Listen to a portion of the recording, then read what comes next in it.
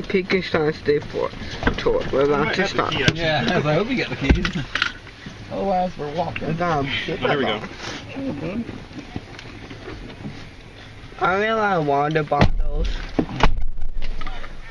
You can take a while, just hold on to it and I'll throw them up woods. This is our tour. Alright. Let's go. Set our clock here, right. Can I get to a film? He said you could film already. I'm going to that. Get phone down. Would it be alright if part of his nature video includes filming you guys? Oh no, no problem at all. Yeah, no problem. I got with this to YouTube. Quite alright. Okay, that will matter. Alright, if y'all need some air, just let us know and we'll try to get some. I probably need some air. The window's down, I don't know if we can maybe. Well, this is fine. You should be down to this. Can I please have some air? Here, can I pop this window open? Or are you doing I think we're trying to get the air Okay, going up no here. problem. Got it going. So you got the rear air on too? Yeah. Hang in there, bud. Can you feel it? Yeah, we feel it. Yeah, I feel a little bit. A little bit. Window, it's getting a little warm out there.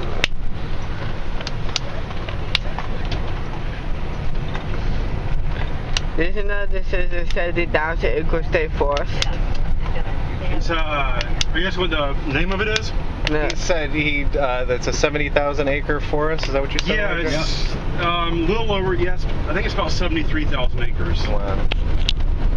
It's huge. And the failed, housing development is 55,000 acres. So yeah, I guess so I went from Corkscrew Swamp to Immokalee yesterday, and Everglades Boulevard, goes almost to Immokalee, so to speak. Right. And it ends down here near US 41. I don't have a sense of how long that is, but that's how long the development is going to be. It's like 40 miles. Yeah, that's incredible. I didn't try to climb more land. Is the preserve trying to acquire more land? Yeah. Is that what you're asking? We, the Forest Service, are not, because there's not much more to buy around here. Any land that could be bought for preservation has been bought for the most part. And I guess the one exception is Collier County is good about buying up little parcels in the middle of residential areas. Like, it's a lot someone bought 30 years ago. They lived elsewhere, bought it as an investment. They haven't logged it or clear cut it or done whatever. So Collier County is good about buying those lands and putting it within their preserve system. But in terms of the state or the federal government, I think we pretty much own all the big chunks of property out here already. Awesome. This is important to panther habitat, so you have to have constantly. This is a panther habitat. Yeah. The thing is, there's quite a few out here, but I'm the biologist and I've never seen them. But I'm out here during daytime hours. I need to be here at sunrise or sunset to see them really. And Like a prairie. Yeah, they walk the roads. It's probably your best spot to see one on the roads. Just like us, they drive the roads and This out back there. It's just mirror this out back there that road back there. barn area. Let's just sort of stop and we can. I guess we can. We don't want to get out. I just want to stop and point it out, but then we'll. Okay, we're talking on the way back. Yeah. Where is it? Down to. Yeah, it starts at 62nd here. It starts right here. No, I think the next one. There's a cow. Or actually it's 4 down. Okay. Now if I'm bumping you guys around too much, just let me know. I'll slow down. Okay. Just trying to make it. We gotta go like 20 or 30 mile ride around. So I'm trying to. I might have to go a little faster. This is not a van we normally use. This is from a different forestry district, so we're not sure what it's like on these roads. So. The other ones rattle like crazy. This next ride's pretty good so far. Taking school buses out here and other things like that. So it holds up. They're doing a lot. You can see they've never redone these roads. Once they pave them down, they're not going to redo them. So they get real potholey. I think eventually they're going to rip this road up too, aren't they? They're going to rip all the concrete. I'd say they've done probably 2/3 of it on the state forest, but Yeah. where they're leaving the main road still at. It's actually easier just to regrade them once a year as a gravel road than Try to maintain potholes. Plus, they don't know how much water is going to be out here. Maybe these roads might be underwater. Yeah. Yeah, you can see they filled in some of these.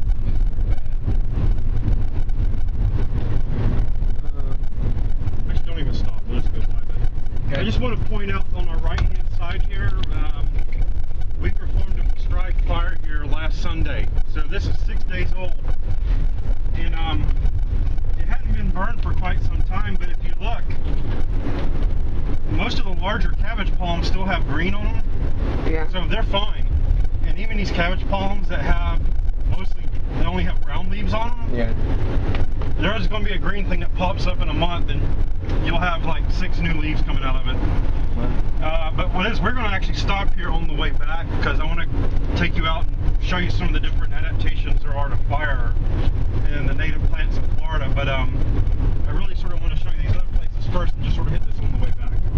Aren't there pythons here, like down the Everglades? I don't think any have been found in the forest. Not here. I think they found a couple in OK Slope, but not here. But just south of the forest here in Collier Seminole State Park, they found some pythons between the state park and some tomato fields, like in a big canal. Did they remove them? I think they did because they needed to know what was in the stomachs of the snakes. Did you know they eat alligators? The really big ones can, but I think those are still in the Everglades so far. We don't have any that big just yet up here. But they are big enough to take. I think they found like a 80-pound doe. Yeah. I heard that recently. Pretty good. Pretty clean. Yeah. A lot of the open story ponds look really good. Every time we move the canal. Are we filling the canals? None have been filled in yet. They're building these giant buildings called pump stations. I heard that. I saw that on the video on YouTube this morning. Yeah, and once those pump stations are fully built and they test them to make sure they work, then they'll start filling the canals in. But And when will the pump stations be built? Like, when will they be done? that I don't know. Well, they think by end of 2013. They work I think they work 24 hours a day, 7 days a week. Yeah, that's why they have all this electricity, if you notice, put out, because they pretty much work 24 hours a day, shift work out here to make sure it's done quick. Yeah. But I think they're ahead of schedule from Yeah. what they originally planned, so maybe quicker. But I don't think the pump stations are going to be running all the time. I think it's just as long as, like, if you have a heavy rain event, or if we're in the midst of wet season, so there's standing water, then the pumps will have to turn on to drain the water out of Golden Gate in the States area, just to make sure they don't flood out. But I think until that happens, as long as water can flow down the canal and spread out under its own power, they'll let it do that. But nonetheless, when it gets to be a real wet season down here, I imagine those pumps will be on and running. Some of them move like almost up to 3,000 cubic feet of water per second, so I imagine that takes quite a bit of horsepower to do that. It's going to be pretty amazing. It would look like I'd love to go out and see that. Yeah. What they're going to do, Predator Canal. Well, one thing I'll just sort of point out as we're going down is if you look out here, the most common tree is the cabbage palm. That's the state tree of Florida. And so, you would think that must be a pretty special tree then. But the problem is here, about 7 out of 8 shouldn't be here. When they put in these canals to drain this land to make it, habitable, it drastically lowered the water table. And everything about the cabbage palm is adapted to the ecosystem down here. But the one sort of limiting factor historically would have been the seedlings. Seed germinates, you get this tiny seedling. Well, in the wet season, it floods out here, it's just standing water. What happens is the seedling dies. But that's fine because, a few make it. But when that water table got lowered and we don't have the standing water, every seedling makes it now. And so these cabbage palms are too thick.